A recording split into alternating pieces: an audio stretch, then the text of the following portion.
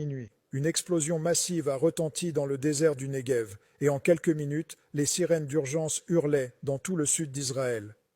Au départ, les responsables militaires pensaient qu'il s'agissait d'une interception de missiles de routine, mais ce que les capteurs satellitaires ont détecté quelques secondes plus tard racontait une toute autre histoire. Plusieurs objets balistiques à haute vélocité descendaient directement vers l'une des installations militaires les mieux protégées d'Israël.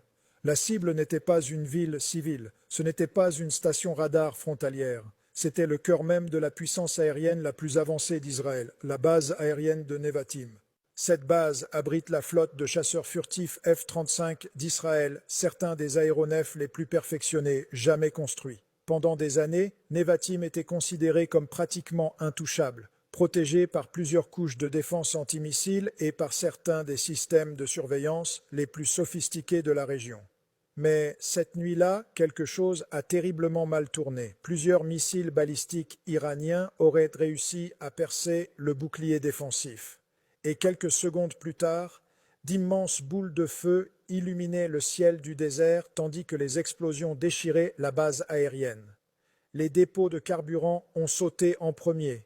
Puis, les explosions secondaires ont commencé à ravager les abris d'aéronefs et les zones d'hébergement militaire. Selon les premières évaluations de terrain circulant dans les canaux de renseignement, l'attaque a été dévastatrice. Les rapports font désormais état de plus de 200 soldats israéliens tués lors de la première vague.